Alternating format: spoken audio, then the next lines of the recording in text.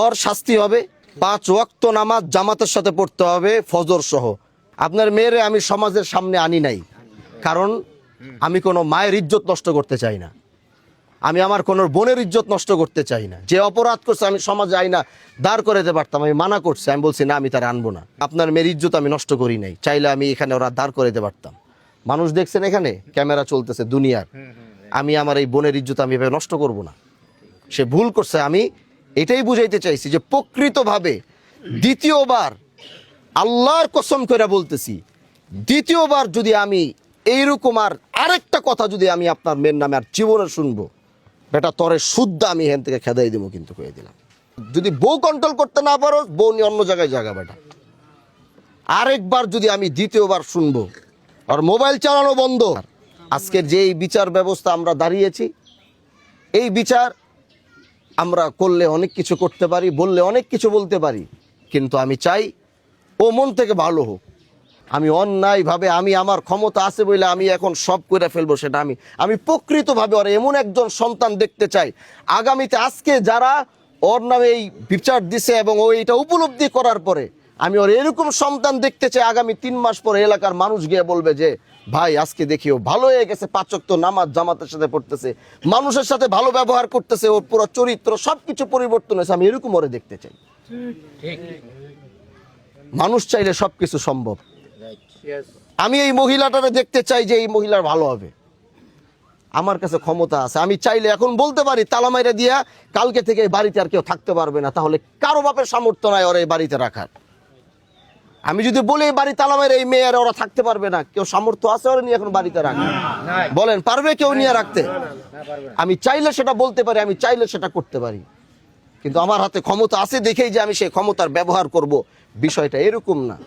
সমাজের মানুষের একটা ভুল হবে, সেই ভুলের পরিমাপটা দেখতে হবে যে দ্বিতীয়বার তাকে সুযোগটা দেওয়া যায় কিনা। যখন তাকে দ্বিতীয়বার সুযোগ দেওয়া যাবে না, তখন তার বিষয়ে এরকম কোনো ফয়সালা করতে হবে যেটার বিকল্প আর কোনো রাস্তা থাকবে না। পিঠ দেয়ালে ঠেকে গেছে, এখন এটাই ফয়সালা, এর বাইরে আর কিছু নাই। কিন্তু প্রথমবার আমাদেরকে একবার হলো দেখতে হবে এই মানুষটাকে। সমাজের মানুষরা ভুল করবে, অপরাধ করবে, প্রথম ভুল করার পরেই তাকে প্রথমবার অন্তত একটা সুযোগ তাকে দিতে হবে যে দ্বিতীয়বার সেই ভুলটার জীবনে করে কিনা। আমার এই আমলে আমি বলেছি আল্লাহ আমাকে যতদিন এই আসনে রাখবে আমি একটা সুন্দর সমাজ দেখতে চাই। সেটা কি আপনারা আমাকে দেখাতে পারবেন ইনশাআল্লাহ? বলেন দেখাতে পারবেন ইনশাআল্লাহ? ও যে আরে মারছে, মারামারি করছে, যতটুকু ক্ষয়ক্ষতি হয়েছে যাই হয়েছে, জরিমানা একটা নির্ধারণ করবেন এখানে। এই জরিমানা আপনার দিতে হবে, ঠিক আছে? রাখেন।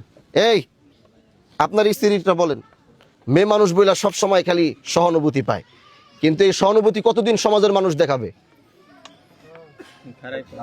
বলেন আপনি, এই সহানুভূতি কতদিন দেখাবে?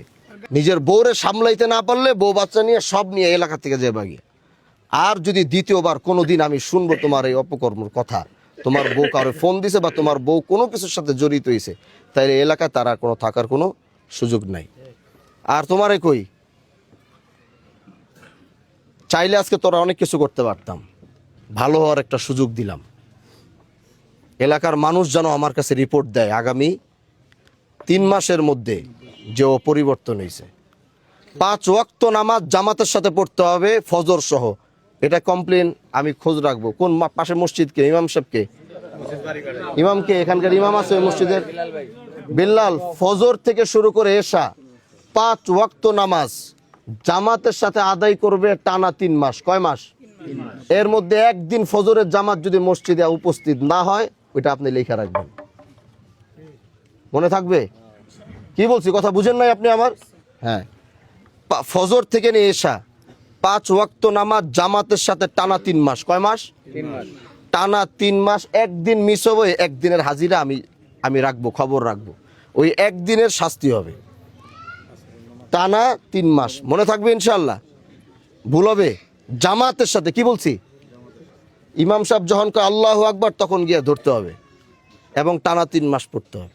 তারপরে কি করতে হবে এটা আমি দেখব। শাস্তি আর অনেক বড়ই তো। ভাগ্যে শুকরিয়া আদায় করেন, 25,000 কইছি, 50,000 কই নেই। আশেপাশ থেকে আওয়াজ আইছে, আশেপাশ থেকে আওয়াজ আছে 50,000। আমি ওর দিকে তাকাই কইছি 25,000। একটা কথা না, এই 25,000 কই থেকে কামাই দিব, কইতে কামাই দিব, দিয়ে দিবেন।